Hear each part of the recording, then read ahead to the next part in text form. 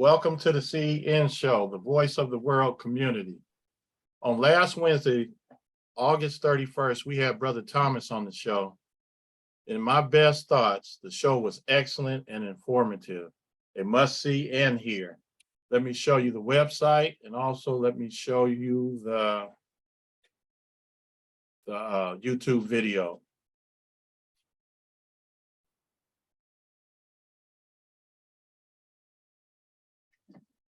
Okay, that's wrong.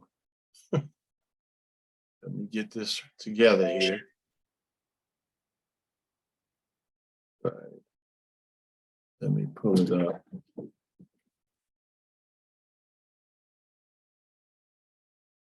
Bear with me, folks. There it is. Okay, this is the website.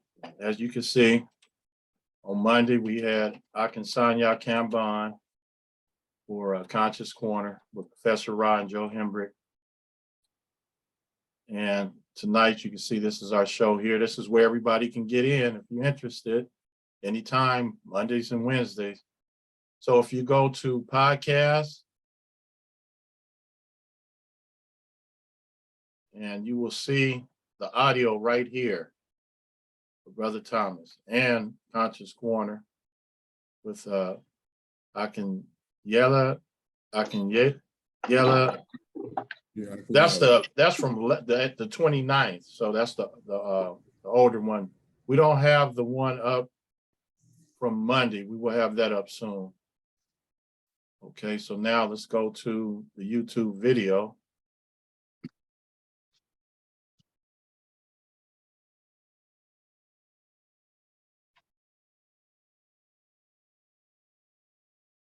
All right.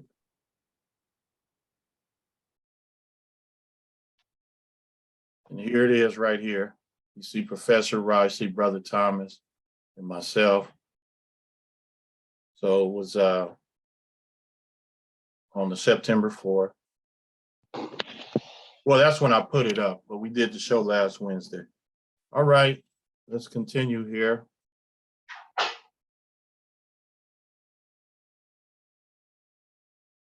All right, so I'm your host, Rasaki Maskani. Tonight's topic is how we address ourselves as power. Tonight's guest is Kevin G.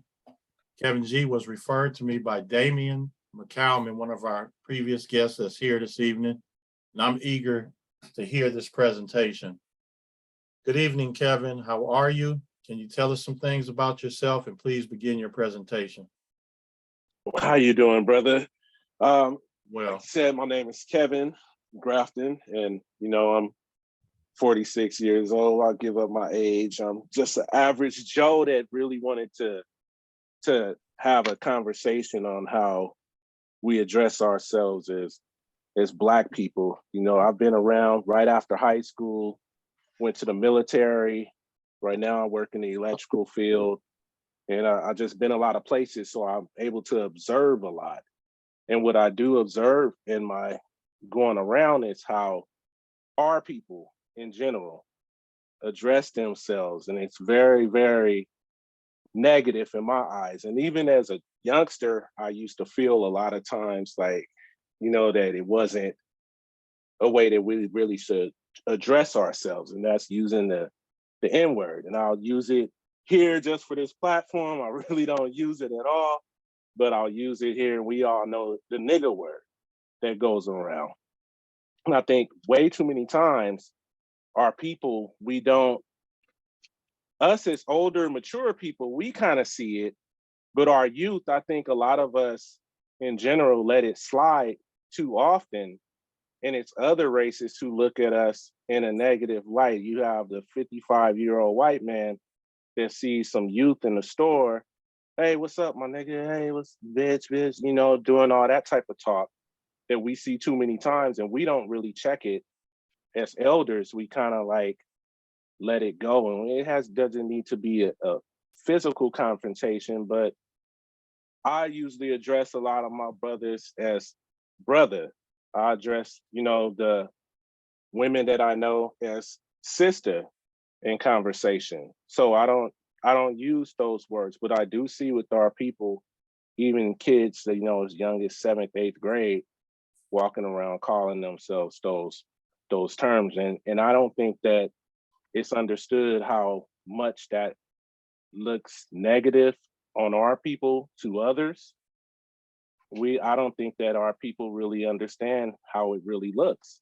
And to me, I see it as a person who's been around a lot of different races, and I see how you won't see a white man walk up to another white man and say, "Hey, what's up, cracker?" Or you won't see a Chinese person walk up and say, "Hey, chink," or anything like Hispanic, saying something derogatory. But our people will walk around and say, "Hey, what's up, my end?" And I'm sure you guys see it because me and Damien have talked about this before previously.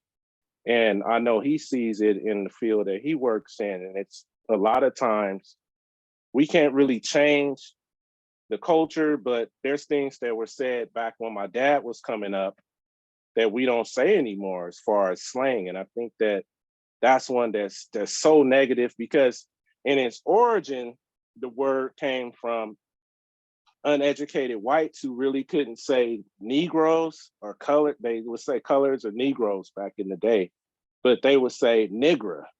And then we took it as like, oh, well, let's take the word and, change it to something. And then people say, oh, it's a term of endearment, when in actuality, it's not. To me. It's very, very negative. Some people might not see it as such, but I think, especially with our people in the trajectory that we're going as a race, and we always say, oh, well, it's one world, one color. Yeah, at the end of the day, we could say that, but in reality, you see other groups that really like firm on even with their principles that they instill in their children. And I think that one of the very, very bad habits that we have as African Americans is that we kind of don't address ourselves in a respectful way and think that, oh, well, other people, I'll see Hispanics nowadays even calling themselves the N-word.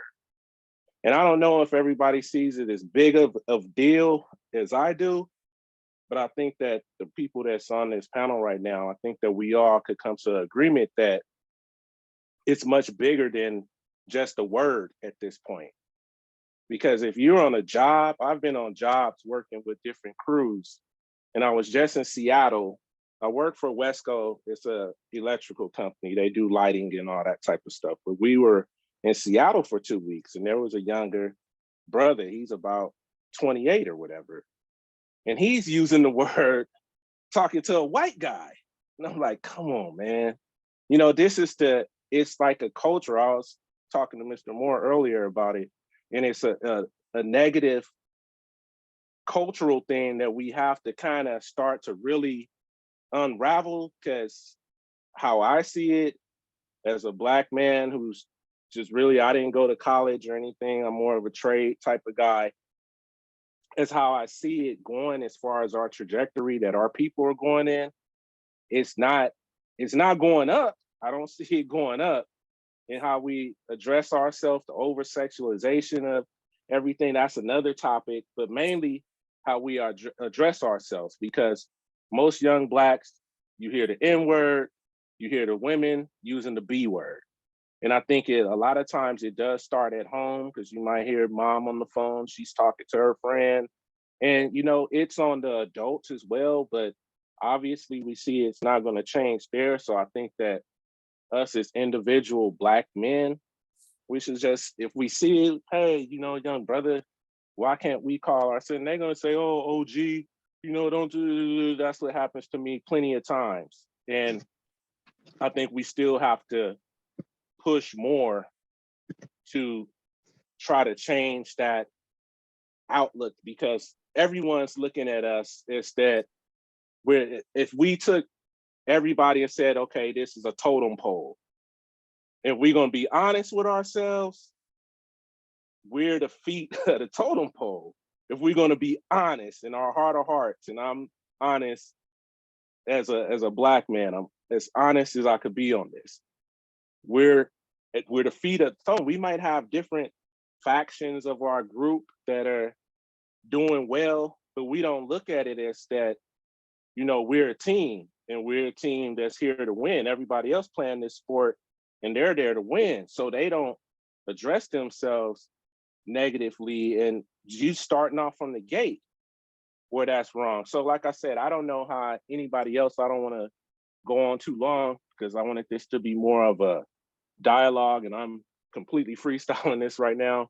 And that's the great thing about it, because this was a topic that I really wanted to discuss, and I could discuss it with my wife and other people, but it's not the same as getting together with a group of people who are actually willing to, because a lot of people that I talk to about it, they'll say, oh, well, you know, it's just something that I use, brother. You know, I'm not going to change. I mean, it is what it is. And you know, we're in our mid 40s, some people 50s, 60s, and they're still using the same type of thing. I kind of feel that way with the gang culture, where I'll see people like, you're damn near 50 years old and you can't spell BACK because you don't want to say that, you know, you're killing a cripple. It's just our culture is so backwards with a lot of things on self-dignity, even how we take care of ourselves physically. Like, that's another thing that I do. I try to get a lot of youth to learn martial arts and things of that nature, because I'm heavily into boxing, heavily into physical fitness, taking care of myself. And I think that's another topic for another show where we need to start improving in. But the main one right now is addressing ourselves. So I'm gonna kind of shut it down right now and get some feedback from you guys and see, you know, if there's anything that you guys want to ask me, or, you know, if there's something that you want to interject and speak on the topic as well. Okay, excellent, man. I appreciate that. I want to start with Brother Wazir Muhammad, Yes, sir. and thanks for coming, Brother Muhammad. You're welcome. I want to get your take on it, and also if you have a question for Kevin. Okay, Kevin, I'm 75, almost 76. And when I was a youngster back in the 60s, I named myself nigga, Nigga. And I put it on my school transcripts. I still have a copy of it to let people know that I never did think it was a bad word. Now, for me, I came into a very real revelation when Tupac gave us the acronym NIGGA, never ignorant, getting goals accomplished. So for me, I don't see it as a negative word. I see it as a word that we have chosen to express our camaraderie. And if other people think it's a negative word, that's their thought, and they have the right to their thought. But I don't have to adopt it. Right. Right. I understand that. I get that perspective. I never got it really like that. So I see how you're saying it, and I agree with it. But where I disagree is that, okay, we see the problems that we're having right now, and we see that, like, people aren't walking around and using the acronym, and they don't even know that acronym. So for the most part, they're using it in a way to where I never really look at, like, as a adult myself now. When I was younger, I used to say it, I'll admit it. I used to say it when I was younger. But then as I became an adult and I'm working with, like I said, usually I'm the only brother that's at the company that I'm at. And I mean, I'm not on video, but I have a Black Power fist tattooed on me, a Ankh. I have all type of stuff. I have my roots with Africa tatted on me. I'm really just one of those brothers. And I never think that it's used how it's used now. Maybe back then it might have been more powerful and more of a uplifting thing for people to use, but now how it's used as a very gutter term. You know, you'll see kids that are 8th grade, what's up, my nigga? They in the store. You see the women, you know, hey, bitch, this, bitch, that. It's how it is now. Maybe in the past, maybe how us as mature people we might see it different because we're able to look at things through a different spectrum. But if I'm seeing the person that, you know, they check our Facebooks and everything when we go for these jobs, and we have to learn as Black people, we don't really own a lot of the companies, so we have to get a foothold into positions where we can be in a position to, you know, bring ourselves on. Well, you see, but if we're sitting there, oh, go ahead. yeah, if how I refer to you or refer to my friend or refer to my associates in a intracultural way is going to keep me from getting a job, I'm not sure I want that job. I want to have the freedom to be who I am without causing detriment to anybody else. So if you call me, like the brother who was at the, I think it was the writers' dinner in Washington, D.C., when he said to President Obama, yo, Barry, you did it, my nigga. And President Obama stood up and embraced the man because it was understood by the way he said it, he wasn't speaking in a negative way. Now, there was a room full of Caucasians, but that communication bonded those two men together because each one knew that they were speaking an intra-group term that expressed love and affection for one another. So I don't quite understand why I have to worry about getting hired because I called my brother a nigga. If he understood that it means never ignorant getting our goals accomplished. And that's what I'm saying, brother. That's what I'm saying. People don't look at it that way. When you're in a position where it's President Obama and they're at a gala type dinner, they're not cutting the checks for the person who needs to. If we're going to build commerce and build it, like I remember I was looking at something. We don't own any hospitals, no schools, no anything as far as Black people. You could go and drive and you'll see all these centers of commerce for other races. But then you see us, we can't even get our foot in the door because it's okay to address, like I said, sometimes we've addressed ourselves with our buddies. I don't personally, it's easy for me to say brother. It's easy for me to say sister. That's more empowering to me than using the acronym for NIGGA. And if we're going to be more people who are becoming more professional and grow as people, yeah, we can have somebody say to Obama, hey, you know, what's up, my nigga? You know, I might say it to him when it's just me and him, but what I'm talking about is all the other, let's say that I'm a white CEO of a company, and the only time that I really see some Black people, it just happens to be where I'm in this position. Oh, hey, what's up, my nigga? And then I get this whole picture painted of them. And like I said, I've been in the military where it's been white dudes who never seen me before.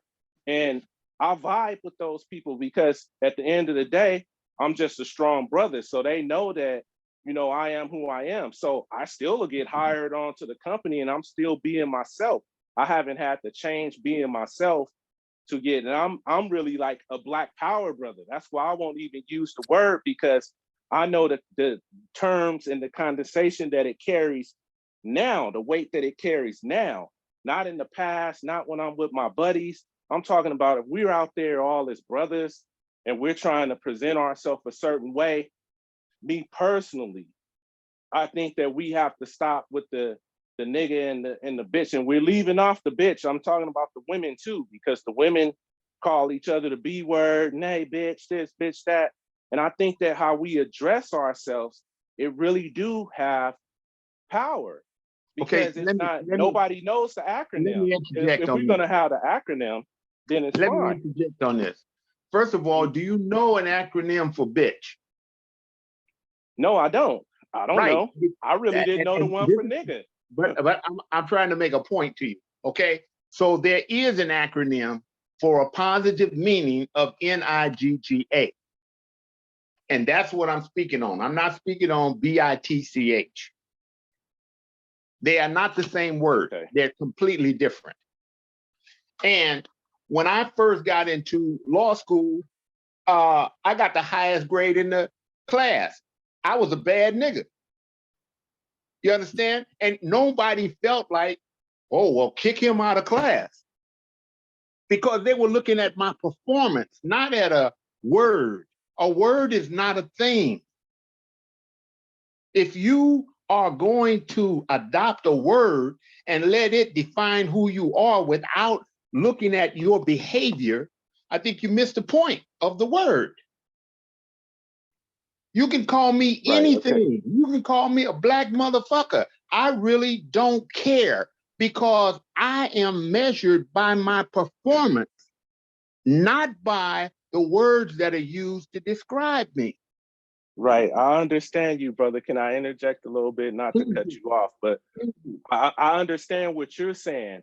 But we're missing kind of the point of what I'm saying. How you carry yourself, how I carry myself.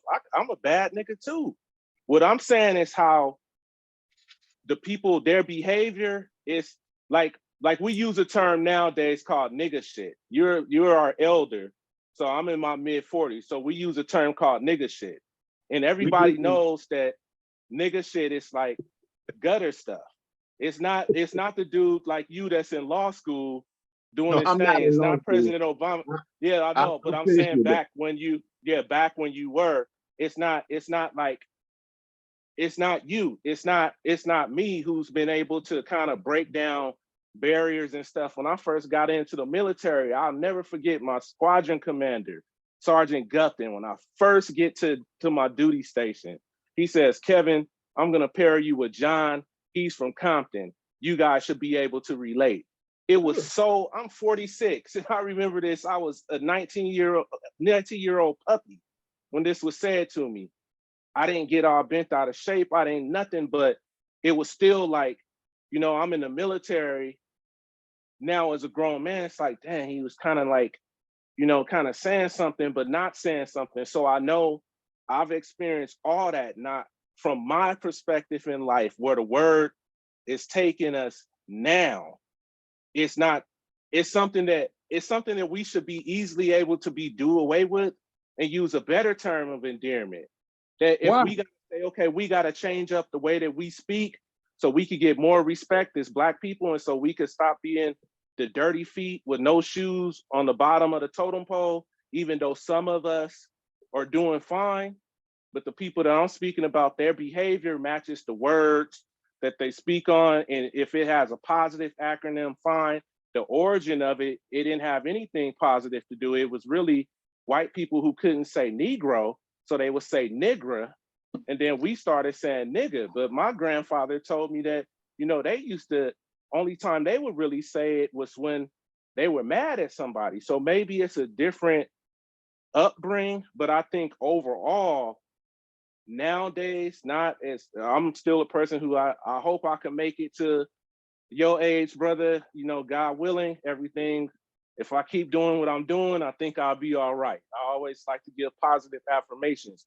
And at the same time, back to the word, how we address ourselves, it does mean something now. It means something for the people who we're getting.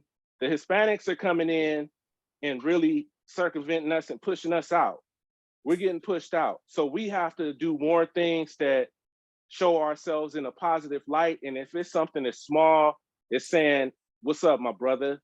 Instead of saying, President Obama, my nigga, it could be President Dang, my brother, good to see you up there. I don't see what's so hard about it, even though you're saying that, it's not too big of a deal. How I see it and the people's behavior behind it who use the word, because most people that I know, that they don't really use the word. We address ourselves as brother. Like, sometime when it's kickbacks or whatever, they might say, oh, that nigga did blah, blah, blah, or whatever. But we don't use it to address ourselves. We say, what's up, brother? Because like I tell my daughters, you never know who's watching you. You never know who's watching you. So representation, even if it means how we speak to each other, as an elder, it might be a little bit different. But for the people in their 20s, 30s, and 40s, it's not a word that I think that we have to like really hold on to like it's so important. Because in the 70s, my dad said they used to call each other, hey, blood, you know, young blood or whatever. We don't say that no more. So how come with this word, we can't say, you know, what's up, brother? What's up, I can tell you sister? exactly why. Okay, so for the sake of time, people, I want to get other people's comments and Right. questions. So we're gonna move to the next person. Let's go We talk to all day. Damian McCalman. Question or comment? Good show. Good show. No, I think my thought is I didn't use the word growing up. Kevin could probably attest to that. Just wasn't something that I heard it. I heard it a lot. But I think it was a weird thing where my mom would say it, but she taught me what the meaning was. So she told me, you know, this is the meaning, blah, blah, blah. Don't say it. I went to school in the Valley, San Fernando Valley, with nothing but white people. So, you know, I'm not going to say it. I didn't hear it. If I heard it, it was negative. So I never used it. Hearing that Tupac came up with an acronym for it is hilarious.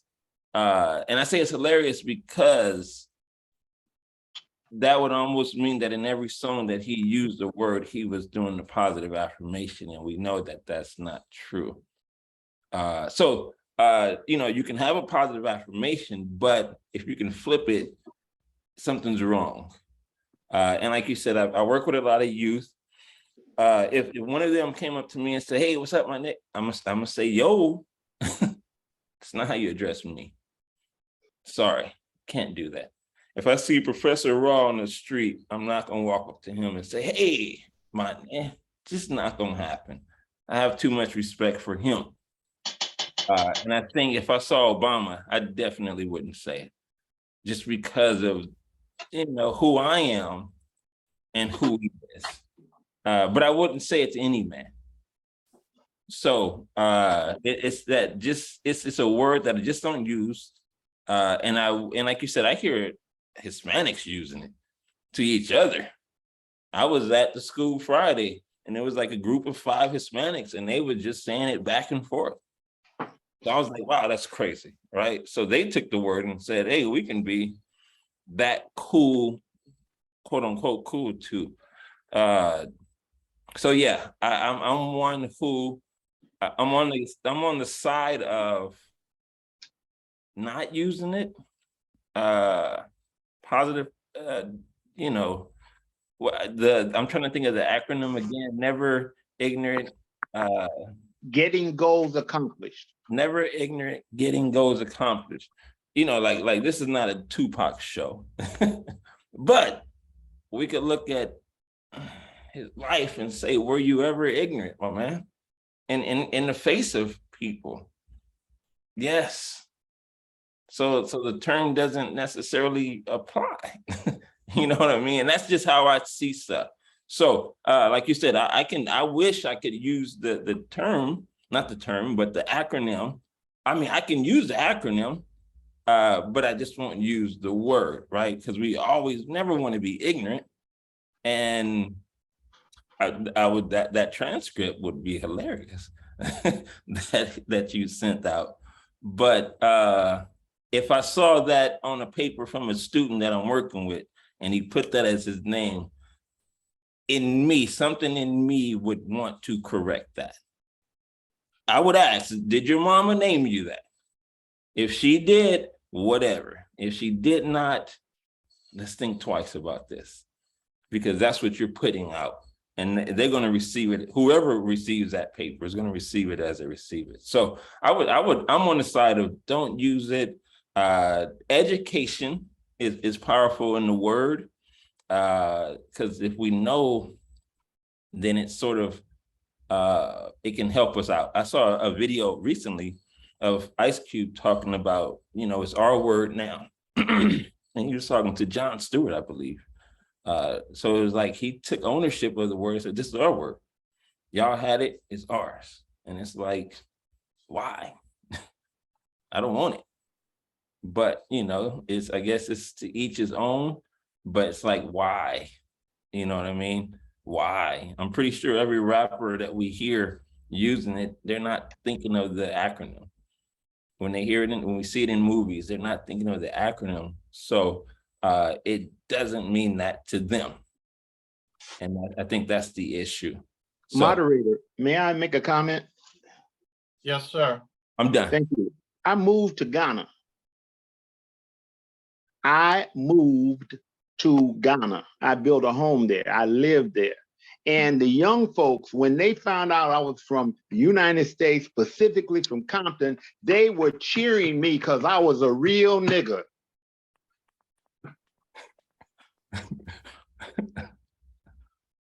Now you're laughing, but I'm telling you my experience.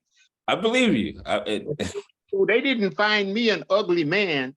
They didn't find me a negative man. They found me a beautiful man because I was a real nigga.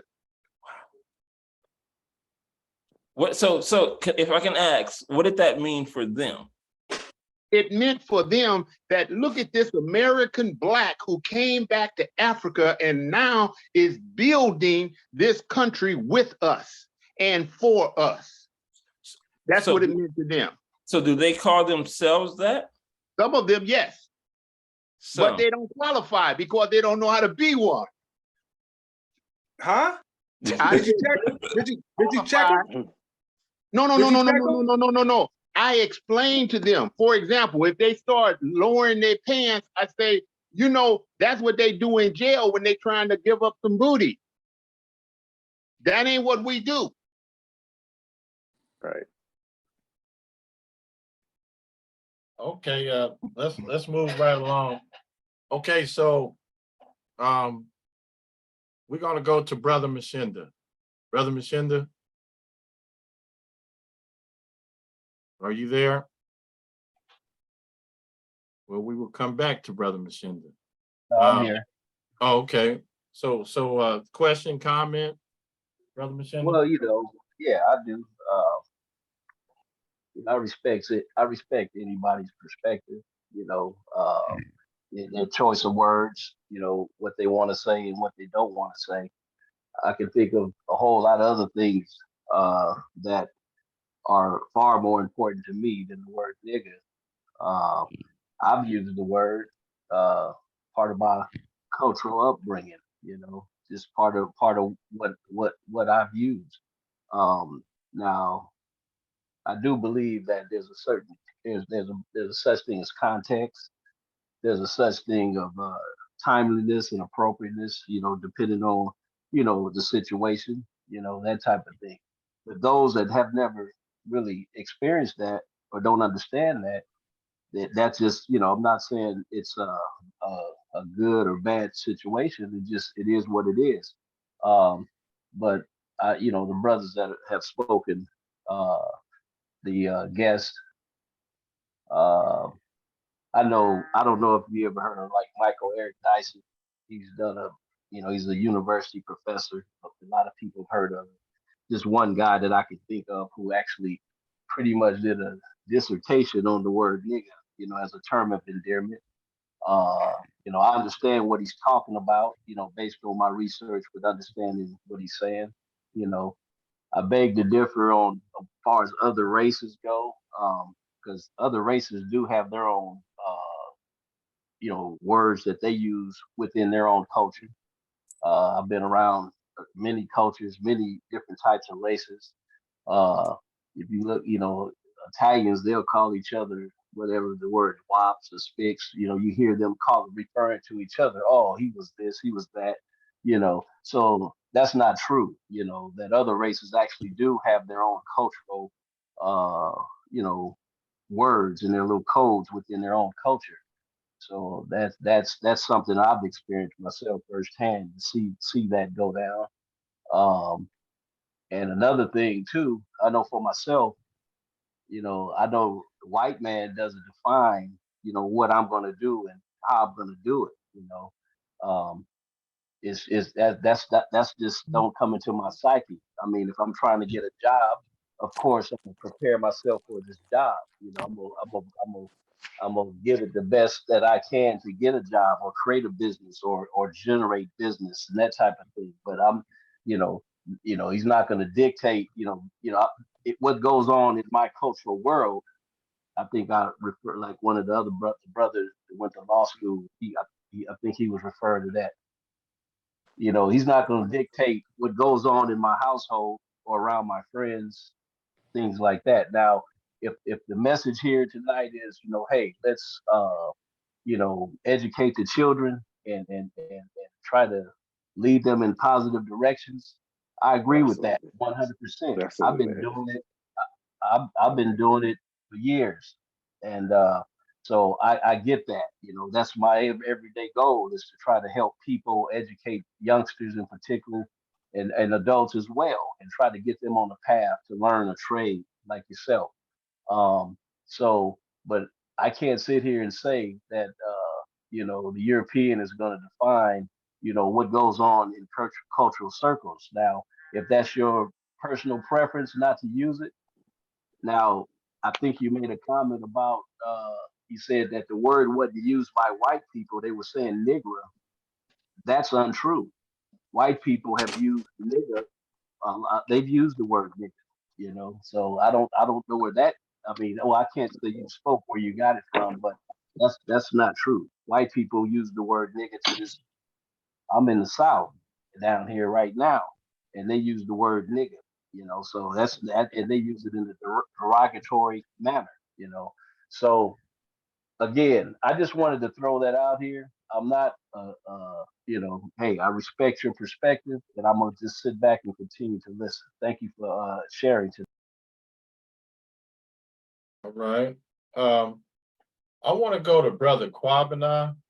He's here and he did a couple of shows with us, and he has a campaign going against these Can I, the rug. excuse, moderator, can I chime in just one thing? I want to just put this out for everybody. What I'm speaking on the word, I'm not talking about how we chit chat with our buddies or anything. I'm talking about how the future for the kids. And if anybody on here could honestly say that when they hear it out there with the kids and with everybody else, that it's positive, that's my topic. I'm thinking about what's positive and what's negative for us as Black people moving forward.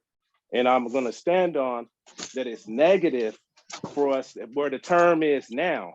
And where I got the nigger term from was from somebody in the South. I knew that they called us niggers in the South, but a lot of times it was white people who were trying to properly say Negro. They were saying nigger. And it wasn't that, oh, white people didn't use it before. And I never said that in general, that white people didn't use negative terms to describe themselves. But you're not gonna hear no white person come up and say, yo, Joe Biden, what's up, my cracker?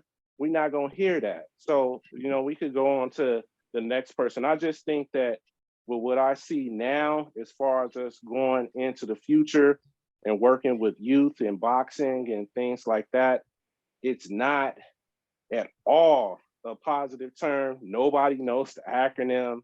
Nobody else sees it as positive. And we do have to start looking at how others see. I don't really care who sees me. Like I said, I got Black power tatted on me, everything. I don't care what the white man sees because my skills and my abilities to do what I have to do is going to outshine that. But the next man might not get that chance because he might not have the same background as me. If he coming in with an attitude that I'm just a nigga, blah, blah, blah, it's not positive. That's all I'm saying, brothers. It's not positive with the future. We're all older. You guys are more elder than I am for the most part. And for the youth, it's not any way in a positive term. And when we have Ice Cube and all those people, they're older than I am. So they might could say, oh yeah, we took the word or whatever. But that's all I wanted to say because I wanted in my back, I grew up using the word. I grew up in Carson and Centerview. I was around all Pyrus and all that. And I moved to Orange County after that. So I've seen both sides of the fence, so I'm very multicultural as far as the people I've been around, and I've seen everything being in the military. So, I just wanted to interject that, and we could go on, because I don't want us to think that it seems like that a few of the comments have been that we're talking about the past. I'm not talking about the past. I'm talking about the future with our young Black youth. I don't care about the Hispanic youth. I don't care about none of that. I'm talking about the young Black youth. And if we could see that word, it's gonna still get Black people. We don't own nothing. So we do need the white people sometime to get our foot in the door where we could learn what's going on, and then we could branch out and pull our own people on. I worked for an X-ray company back in 2007. The first time they ever hired a Black person. I didn't go in there like, oh, I'm this nigga. They never hired Black people until they hired my butt. When they hired me, they hired another brother. And we didn't come in there like, letting them know our personal things. We wasn't using the word and stuff in a professional environment. So I'm not caring about what we do playing cards or on the side or at the park chilling, doing all that. I'm talking about what we do as far as we present ourselves. And that's why I like the title of how we address ourselves as power, because nobody is saying the nigga is coming in and he's the most powerful person. Like, they kind of looking at us like a joke, to be honest. And that's my perspective, as being a person who, in my young life, I might not have as much experience as other people, haven't went to law school, haven't done all that type of stuff, but just seeing in the observation through the lens that I see, I don't see it as that is positive. And that's the thing. But I don't want us to go down the road of thinking that we're talking about the past. I'm talking about the future, and I'm talking about the youth and how we address ourselves as power in that context, not the context of if you and I are talking, or me and the other brothers are talking, and somebody just freelancing and we just saying, hey, my nigga, or whatever. I'm not talking about that. I'm talking about how we present ourselves in public. So I just wanted to get that line drawn, so we don't think that we're talking about the behind closed doors and all that type of stuff. I don't really care about that. I'm talking about how we address ourselves. We can make a conscious effort, I think, to say brother or sister. That's all I'm really saying right here. Okay, now,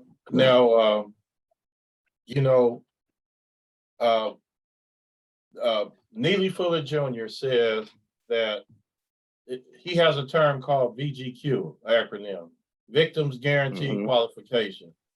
So he said everybody should be listened to when they, because he's saying we're victims of white supremacy racism. And I agree with him.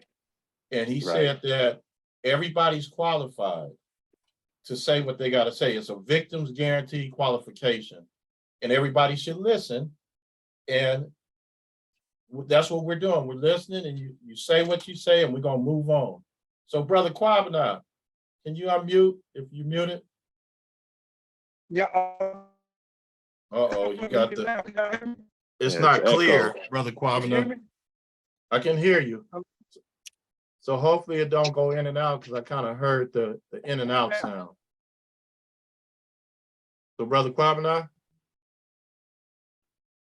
Okay, so we look like we're going to have little issues with Kwabena's audio. So let's go to Brother Hembrick. We come back to Kwabena. Brother Hembrick?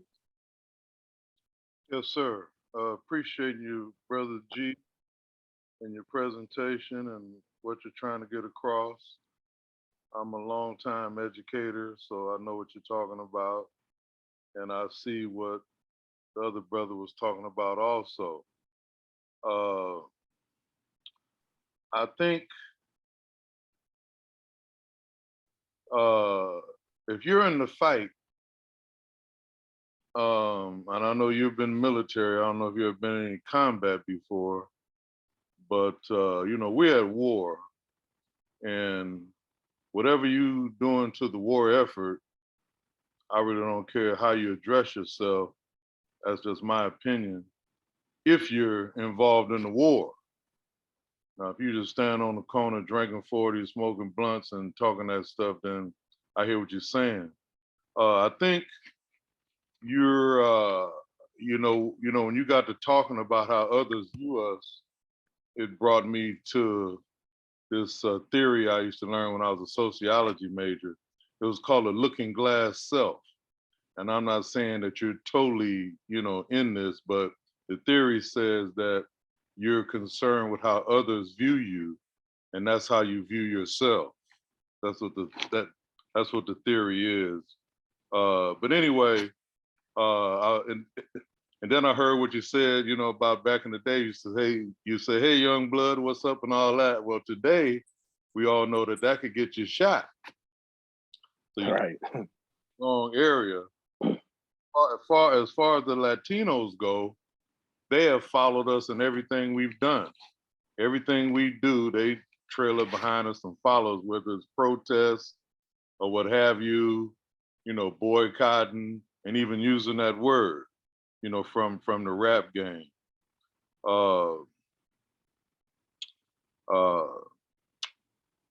It's a tough thing, I was kind of raised around white folks up through the 7th grade. And I used to hear, rarely we heard it. And even today, if I hear a white person say it next to me, then I'm gonna catch a case because I'm damn sure getting in his behind, so to speak. I remember I had an old coach of mine, and he used to hear me say that word. He was my track coach, and he would get highly upset. He was one of the original Tuskegee Airmen. And he heard me say that, and he like, Joe, you need to get another word. And he was a boxer also. So I'm hearing both sides, and I appreciate the subject, but the bottom line for me is, what you're doing in the struggle, irregardless of what you're calling yourself. And that's my measuring stick for when I evaluate, when I don't really judge people, but seeing if they for real or not. Because let me see, if you could have somebody that's using a word and they really down doing a whole lot of things for the struggle, and then a person that never used the word and they ain't doing nothing, how do you weigh that? You know what I'm saying? Anyway, Right. appreciate the topic, and I'm gonna be quiet right now and go back to listen. All right, Brother Quabana, are you able to, let's see how you sounded now. Okay, y'all sounding good to me.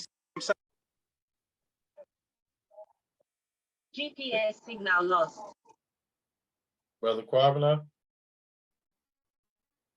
We can't hear you.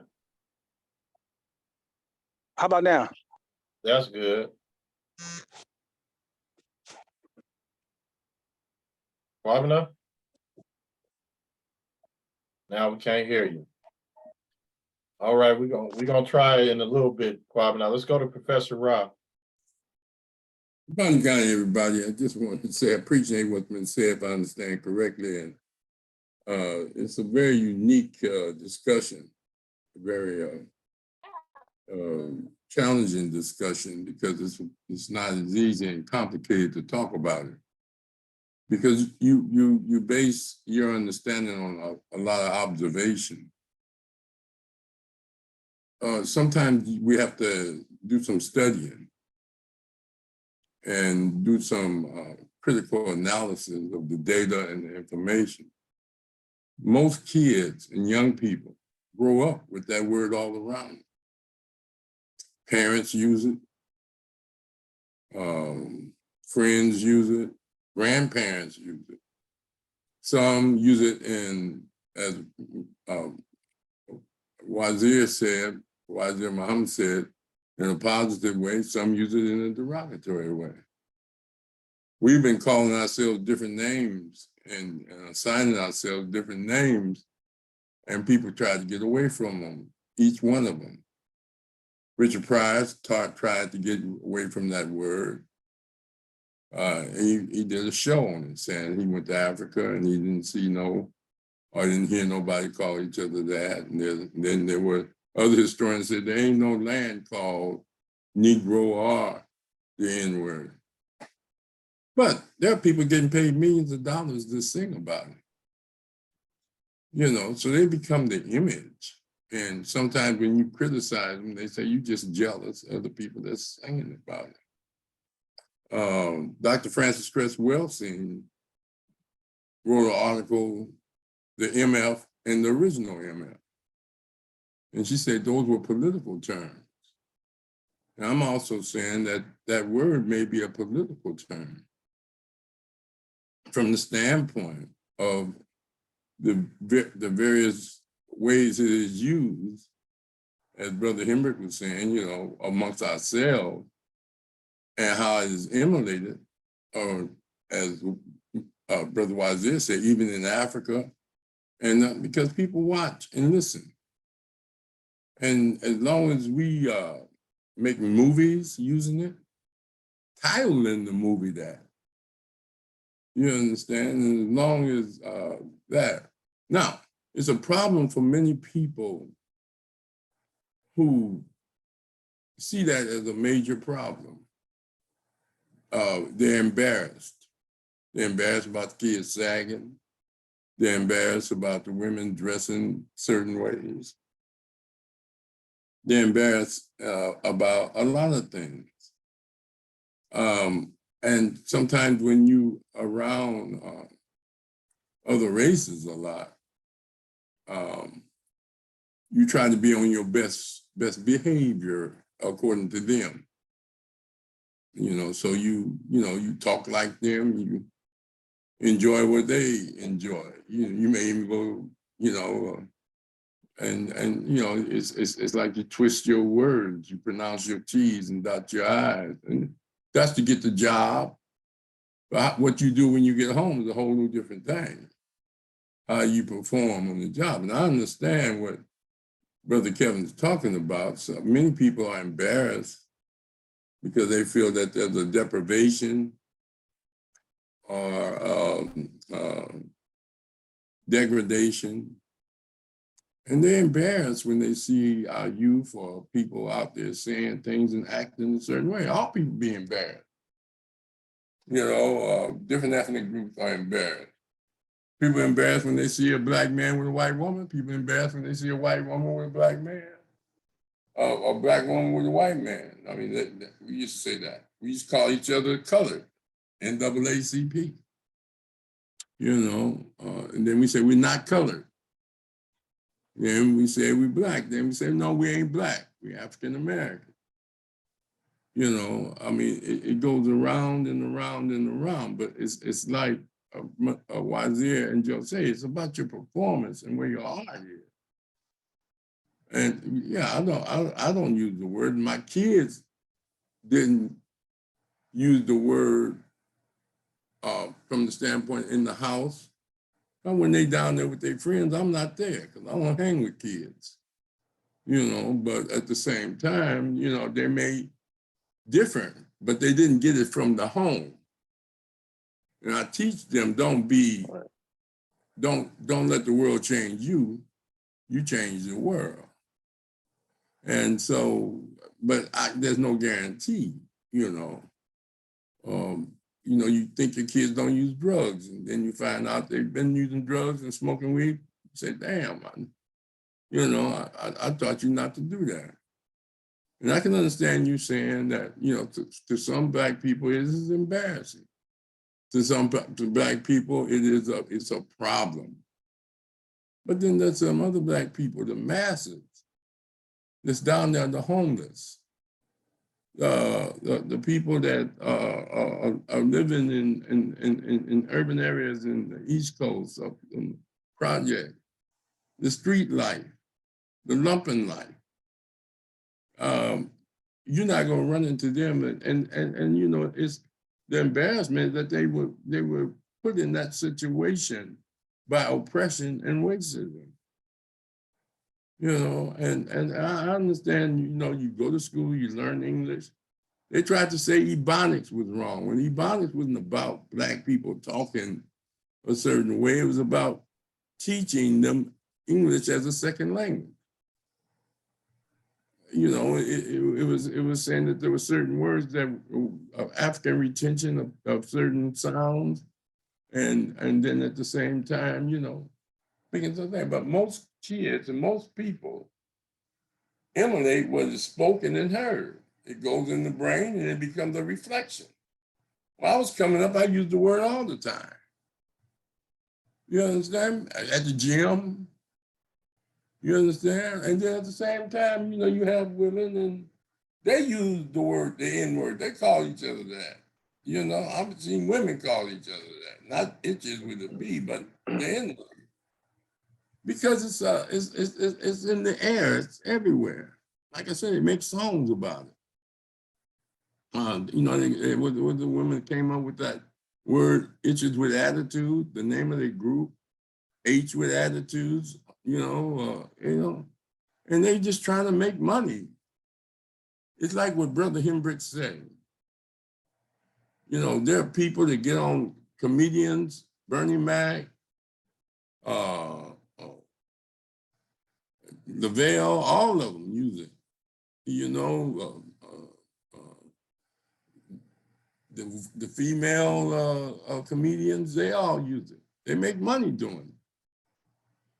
I'm not saying it's an uphill or a challenging fight to try to get young people to learn interview skills and job skills and behavior skills that you feel they need to have. But there are people with so much good skill, people like Minister Brother Wazir was saying, hey, I just need your work. I don't care what you call. Well, I need a plumber. If you come in and you call your house and use the N word, I ain't gonna say you fired. Fix my pipe. You know, you understand? And you know, you go by people's skills. Some people are self-employed.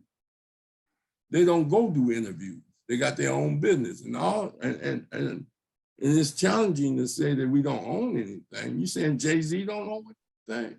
You saying Oprah don't own anything? You saying the Williams sisters don't own anything? You saying you know, Michael Jackson? What was Neverland or whatever the land he was on?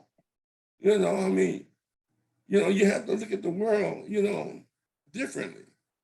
You can say terms that offend other people and they will challenge you and tell you to take it out.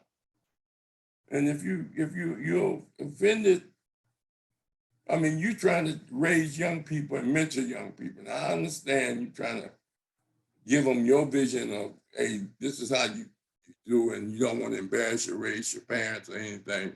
So you shouldn't use this word because it's, you know, it's a bad word. But there's a book by Richard Moore called The Origin of the Word Negro and Its Evil Uses.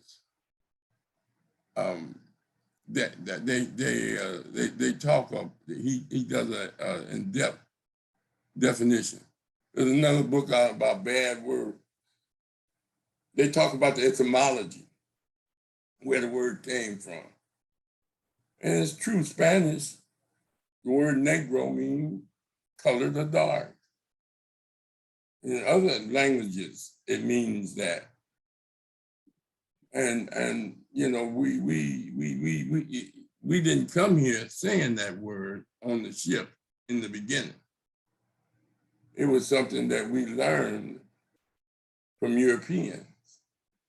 And every negative word that we've learned from MF to even Black MF came from white folk. You understand? And we have to, I'm not saying that we shouldn't change it and correct it, but it is a global issue, as Brother Minister was saying, Brother Wazir was saying. It's a global issue. Gil Scott, even you put it in point. Hakeem Mahadi-Bouti, you know, Sonia Sanchez. You know, you go back and you see it's something that you should raise to young people about them using it publicly and out when they're trying to get a job from white people. But there are a lot of Black people unemployed. They're gonna say what they want to say. Hey, I ain't working. How you gonna fire me from a job I don't have? And how am I embarrassing you if I don't even know you. You understand? This is between me and the brothers on the corner, playing domino, trying to kill Big Six, or trying to get a Boston 7-0 with no Trump. You know, it's just a fun thing. But as you say, it has some evil uses. You know, when you get mad, I'm gonna kill that N. I'm gonna kill that MF. You understand? That BMF. You get mad. You understand? But like you said, when you working and you middle class, or you up there around white folks and somebody come around you and using the N-word, it may be embarrassing to you. But to them, it's just a natural flow. But I appreciate the effort. And I hope that many of the young people that you mentor and that you talk and teach karate to learn the lessons you're teaching them about communications and things of this nature. But there are millions, multi-millions of kids of all races. They use that word, and it's a big challenge to try and tell them what they're saying is wrong when their mom and daddy don't do it. When their big brother and uncle and nephews don't do it. You understand? Right. All right. I'm good, Rashiki. Thanks, Professor Ra. Okay, I want to see if we can get with Kwabena one more time. Brother Kwabena, let's see if it'll work now. Is it working now? Can y'all hear me? Yeah, try to get some words in, man. I know Okay, you've been listening. I will, and I'll try to make it brief and succinct. I think it's the most disgusting, despicable, detestable word in the history of English or any other language, especially if you're an African. Especially if you're an African. My little brother that you talked to sometime, he asked this question as we're in the midst of these fratricidal situations all around this country. He asked the question, when these Africans who get shot, they get killed, what is the last word do you think they hear or are called? Is it their name? Is it brother? Is it man? Or is it that N-bomb being dropped on them? And when we ask that question, most all the time, it's the N-bomb being dropped on them. Bob Law talks about how in his music, the reason why the executive makes that N-bomb on them is to assure them that they're not talking about sexually assaulting their daughters, that they're not talking about murdering their sons in this music. I think about DaBaby, the rapper DaBaby, who got real famous, even President Obama. Keep breaking up. Yeah. He good too. Yeah. Well, you know, your mammy and grandma shop at. Huh? Y'all lost me? yeah, we did. We lost you for a minute. Dang. Okay. Let's try that one more time. Okay. DaBaby said, "I'm gonna burn me an N at the store where your mammy and your grandmama shop at."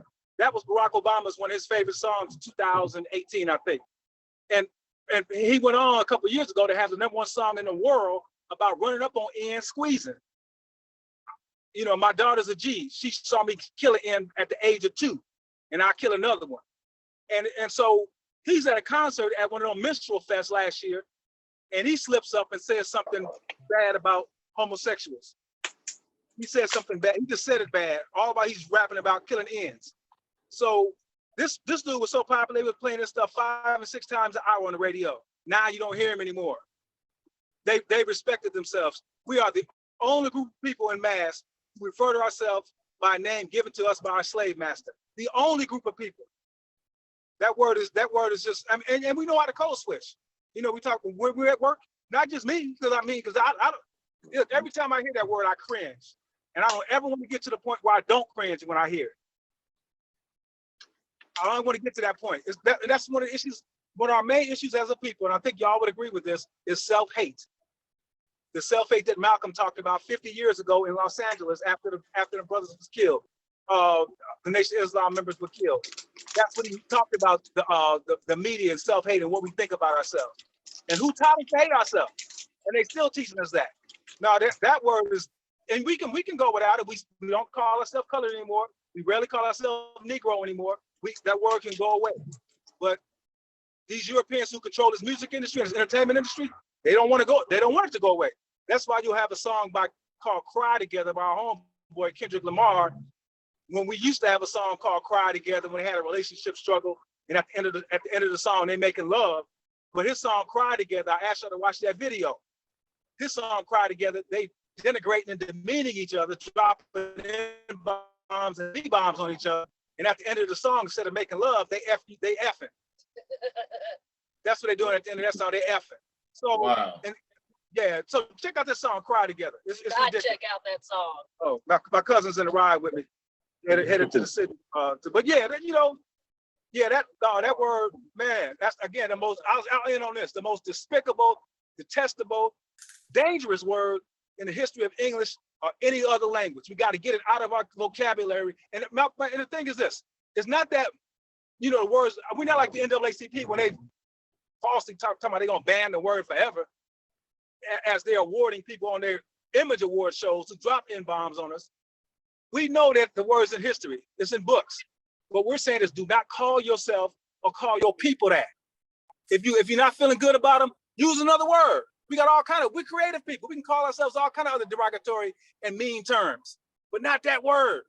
When we affectionate, no, that ain't, how can you go be affectionate talking like that?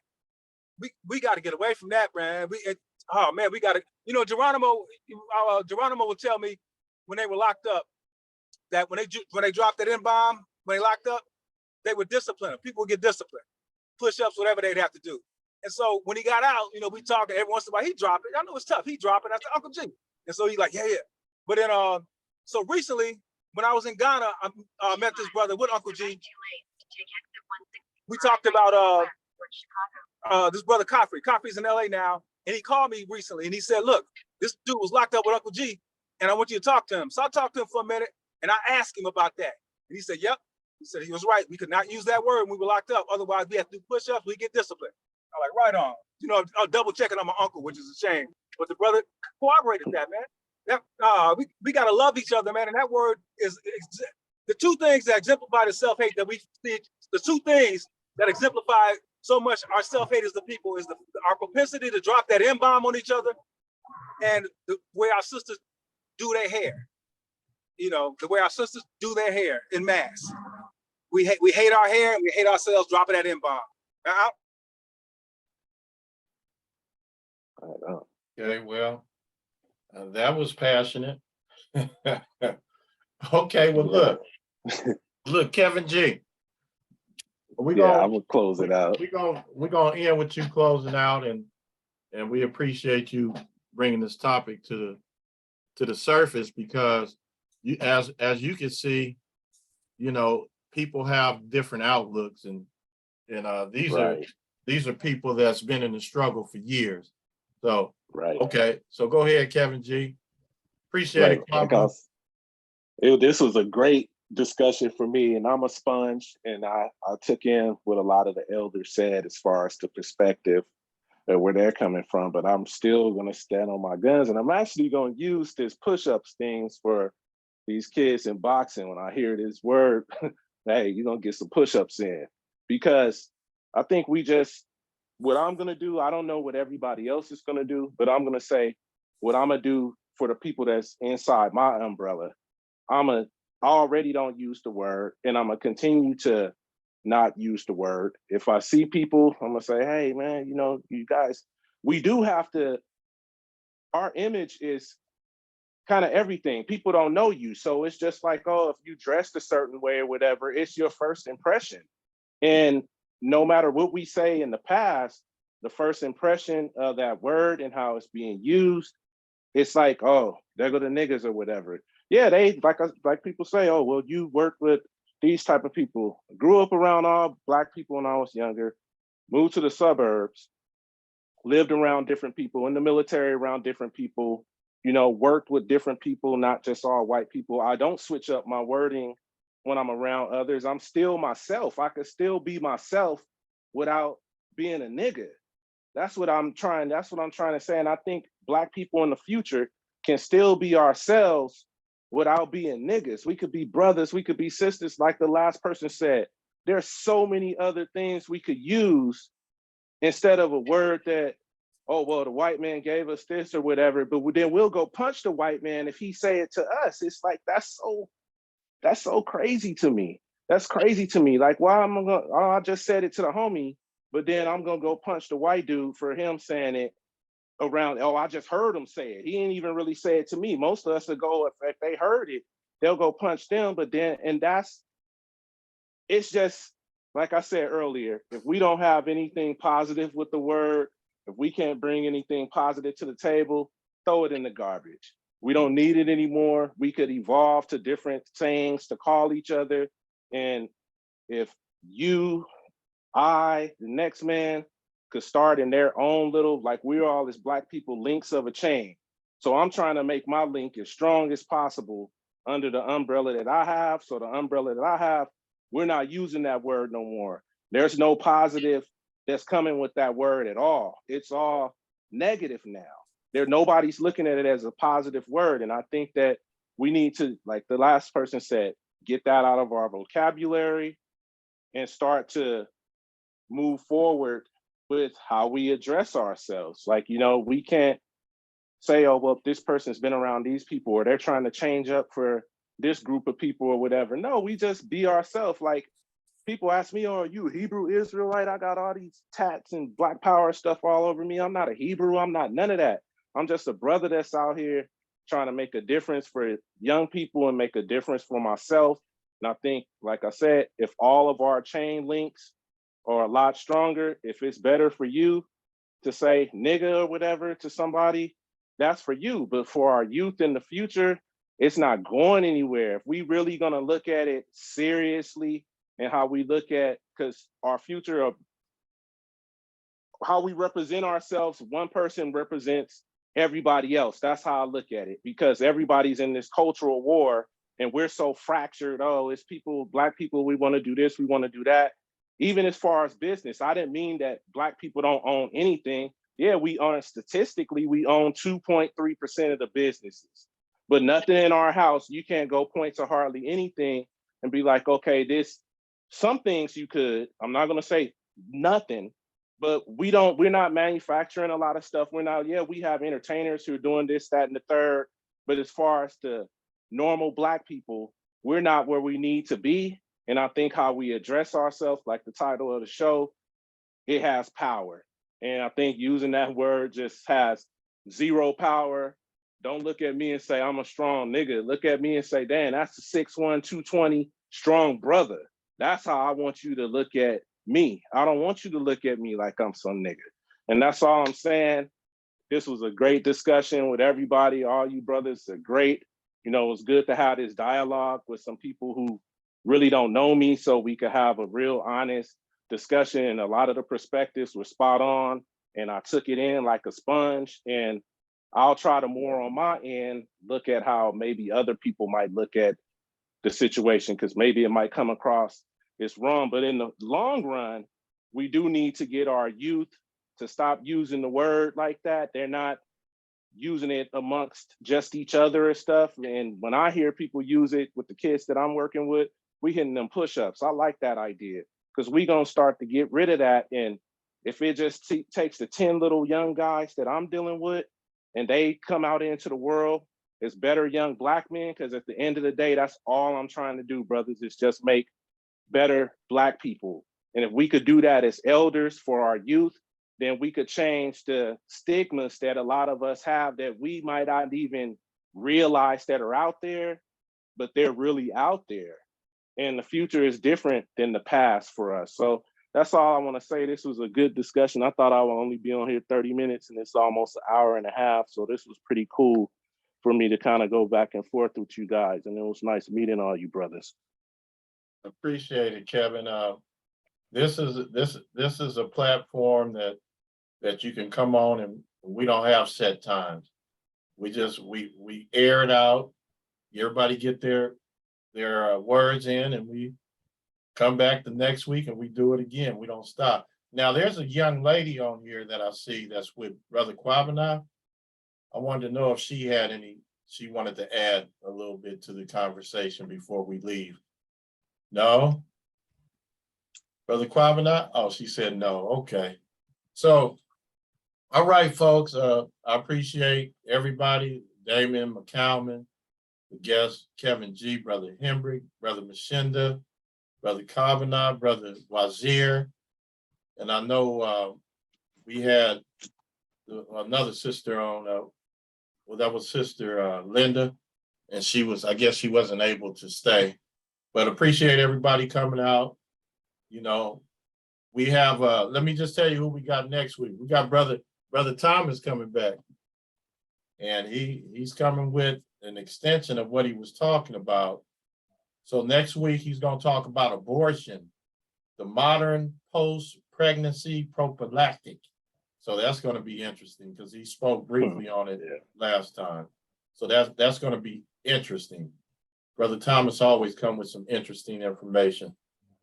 And, you know, and we respond to it. So each one teach one, Conscious Corner. Everybody have a good evening.